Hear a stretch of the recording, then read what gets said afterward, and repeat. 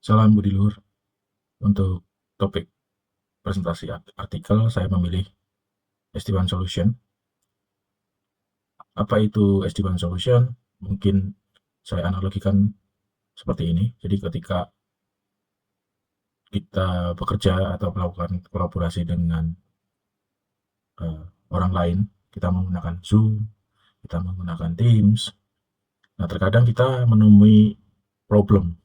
Contoh ketika di gambar sebelah kiri, kok rasanya gambar itu kurang smooth gitu ya. Ada yang terjadi, kalau orang bilang itu nge-lag gitu ya.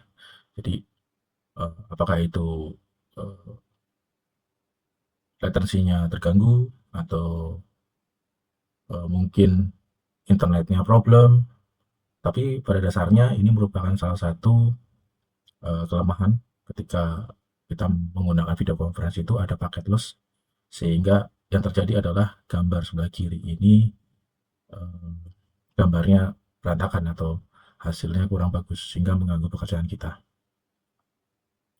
Oke, itu salah satu contohnya. Tapi untuk perkembangan jaringan itu khususnya di dunia, kita memang dihadapkan kepada kebutuhan bandwidth yang semakin hari semakin besar. Kebutuhan kita menggunakan aplikasi-aplikasi, contohnya tadi seperti video conference, itu rasanya perkembangan bandwidth atau kebutuhan bandwidth dulu misalnya kecil, tapi dirasa semakin kesini itu semakin besar gitu.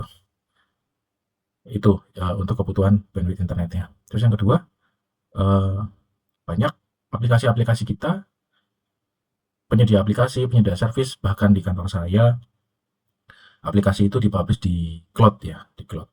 Jadi banyak aplikasi yang dipublish core system perusahaan yang dipublish di cloud. Nah, oleh sebab itu, kebutuhan bandwidth selain tadi butuh besar, tapi juga koneksi ke internet juga memiliki tantangan tersendiri gitu ya. Jadi biasanya kalau kita tulis eh, menggunakan jaringan kantor, biasanya itu koneksinya adalah ke data center dulu, divalidasi, lalu ke internet, dari data center ke internet. Jadi ada melewati gateway terlebih dahulu. Nah ini semakin banyak aplikasi yang dipublish di uh, cloud, artinya butuh kecepatan up dan down-nya, upload dan download-nya semakin besar.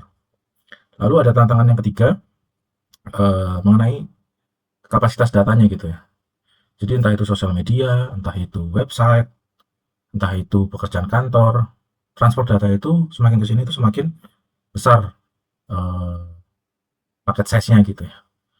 Dan rasanya kalau dulu kita eh, berkirim pesan lewat email, sekarang kebutuhannya makin besar gitu ya. Termasuk kayak misalnya kita mulai mengadopsi terkait AI gitu ya. Jadi interaksi token, interaksi ke internet itu sangat-sangat besar, dan terlebih adalah challenge-nya adalah terkait security.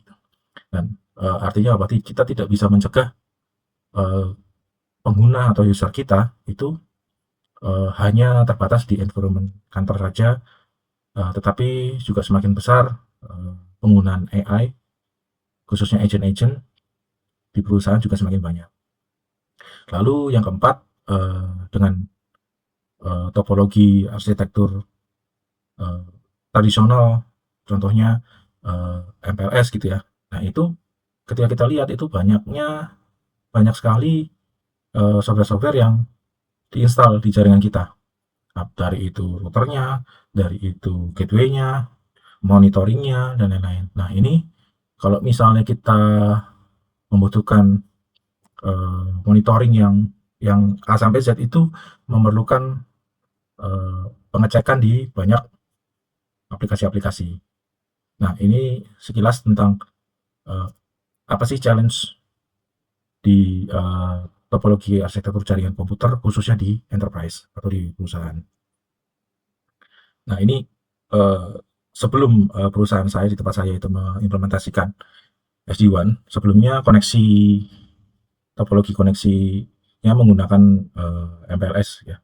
MPLS untuk jenisnya kita pakai yang layer 3 itu menggunakan IP VPN, tapi ada beberapa company juga uh, menggunakan layer 2 yaitu Airline dan Elan. Jadi saya contohkan di IP VPN ini biasanya antara head office, data center, dan cabang-cabang itu saling terkoneksi satu sama lain menggunakan tunnel yang sudah di setting sebelumnya gitu. Nah, eh, artinya ketika eh, kebutuhan koneksi antar jaringan antar location itu semuanya terhubung melalui IP VPN. Dan biasanya kalau di tempat saya menggunakan eh, lebih dari satu provider karena memang kebutuhan di jaringan atau lokasinya banyak tersebar di seluruh Indonesia. Jadi kita menggunakan beberapa provider yang menyediakan koneksi IP VPN atau menyediakan tunnel. Selain itu juga pertimbangannya adalah eh, provider atau service provider itu biasanya memang menyediakan services atau SLA yang ketika kita hire atau kita menggunakan layanan mereka itu biasanya SLA-nya udah hampir mencapai 98 sampai 99% gitu. Yang artinya adalah mereka menjanjikan terkait performance dari network yang mereka tawarkan. Nah, ini salah satu faktor yang sebelum kita menggunakan SD-WAN, MPLS, IPVPN ini tetap kita pakai mungkin hampir 15 tahun ya di situ.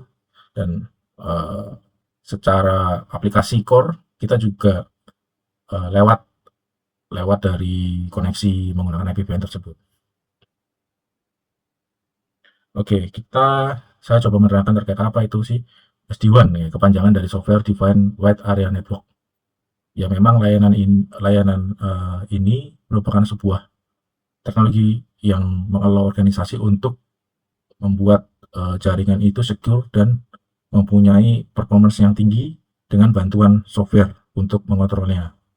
Nah, kalau kita lihat dari gambar ini, kalau dulu ya, koneksi antara yang kiri ini dengan yang kanan, kita menggunakan satu jalur atau satu tunnel yang sudah di-define menggunakan MPLS. Dan ini eh, sebelumnya memang kita set kebutuhannya biasanya untuk koneksi-koneksi yang tidak connect dengan internet secara langsung gitu. Nah, kenapa? Karena mungkin kebutuhannya nggak sampai situ ya. Jadi kayak misalnya di cabang menggunakan aplikasi core system A, contoh misalnya SAP, ya sudah SAP aja gitu. Tapi ketika nanti browsing gitu ya, ketika nanti browsing kebutuhannya, contoh kayak misalnya mengakses internet dari luar gitu, contoh kayak misalnya website-website perusahaan, itu biasanya menggunakan jaringan yang di set untuk yang khusus untuk jaringan yang open internet. Jadi biasanya ada dua, yaitu primary jaringan network primary dan jaringan network secondary. Biasanya kalau di tempat saya itu primary untuk khusus untuk apa aplikasi core system yang tidak membutuhkan internet, dan secondary network disetting untuk semua aplikasi yang membutuhkan jaringan internet. Nah itu. Nah dengan SD-WAN ini kalau kita lihat ini digabung nih, bisa walaupun walaupun kita menggunakan internet tetapi masih dalam suatu kontrol menggunakan software SD-WAN. Jadi di dalam satu komunikasi antar cabang, baik itu cabang ke headquarters atau cabang ke database atau ke data center, itu bisa menggunakan MPLS, bisa menggunakan ESP atau provider internet. Nah, kalau sebelumnya itu tunnelnya dibedakan, jaringannya, fisiknya semua dibedakan, kalau ini cukup menggunakan alat yang dipasang di cabang atau di data center atau di kantor pusat, alat SD-WAN ini. Dan ketika sudah dipasang, mereka bisa langsung berkomunikasi dan disetting dengan sangat-sangat mudah karena mereka sudah memang bentuknya sudah dalam software, tapi lebih mudah untuk melakukan konfigurasi. Jadi secara segmentasi mana yang boleh dibuka ke internet, mana yang tidak boleh dibuka internet, mana yang bisa langsung connect internet dengan penjagaan tunnel IP atau DNS khusus, itu semua bisa dilakukan di perangkat SD-WAN. Saya coba menerangkan advantage dan benefitnya. Ini salah satunya adalah flexible networking dan on-demand interconnection. Jadi kalau kita lihat, karena tadi contohnya adalah banyak aplikasi-aplikasi yang di-publish di cloud, baik itu kita menggunakan service, infrastruktur as a service atau software as a service gitu ya. Nah, dari perangkat SD-WAN ini bisa mampu, yang pertama adalah direct ke aplikasi cloud-nya SaaS, yang kedua adalah bisa melalui perantara yaitu gateway, dan yang ketiga bisa menggunakan akses via VCPI. Nah, kalau misalnya SaaS mungkin directly langsung ke bagian aplikasinya, tapi kalau misalnya infrastruktur as a service kita bisa menggunakan cloud access-nya. Nah, biasanya kalau ya, di tempat kantor saya ini lebih ke poin nomor 2 ya. Jadi memang pertimbangannya sih lebih ke arah penjagaan terkait security, di mana ketika SD-WAN ini mengakses ke cloud itu tidak langsung connect menggunakan direct access, tapi melalui gateway. Mungkin lebih ke arah pertimbangan security-nya. Lalu benefit yang kedua, SD-WAN itu bisa sebagai intelligent traffic steering dan optimal experience. Nah, tadi contohnya ketika kita komunikasi menggunakan video conference. Nah, eh, dengan perangkat SD-WAN ini bisa mengurangi eh, gangguan terhadap paket loss, jitter atau latency gitu ya. Karena memang kemampuan dari SD-WAN ini bisa mengombine antara MPLS dan jaringan internet.